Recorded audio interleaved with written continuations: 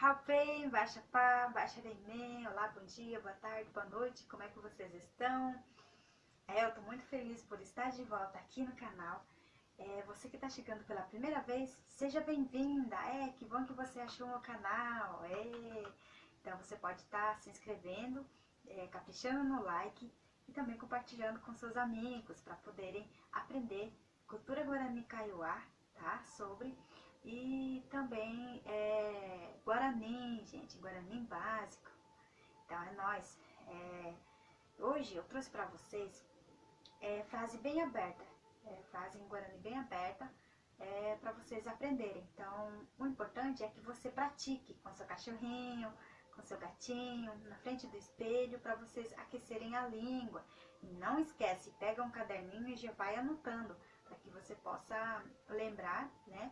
E falar, né? Para você conseguir falar. Depois você comenta aqui embaixo como é que tá indo, se você tá aprendendo, e pode também sugerir temas, tá? Para eu poder trazer para vocês, porque o canal é de vocês, gente. Então, bora lá comigo. Primeira frase que eu trouxe hoje é Hauce-u. Hauce-u. Eu quero beber água. Sheware-a. Sheware-a. Estou com fome. Xerasu. Estou doente. Aipotá porra. Eu quero remédio. Ajarruse. Ajarruse. Eu quero tomar banho. Ajarrupama. Ajarrupama. Acabei de sair do banho.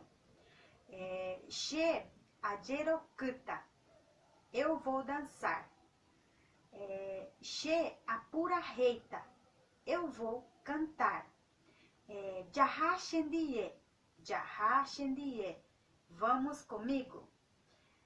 Anin de pochir shendie. Anin de pochir shendie. Não fique brava ou bravo comigo. Tesia a rata derogape.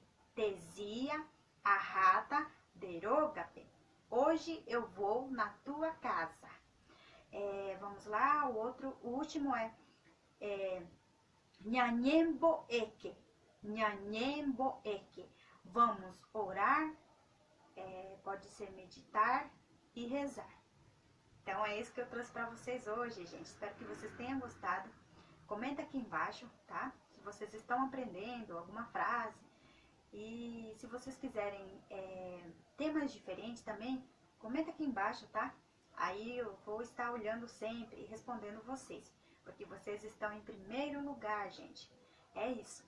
Então, se cuidem muito na sua aldeia, na sua cidade. Parente, você que está me vendo, compartilha também no grupo de WhatsApp, né?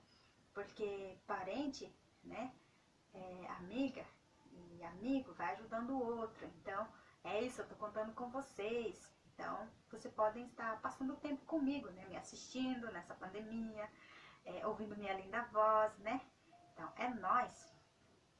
Um beijo pra vocês, um abraço carinhoso. Se cuidem.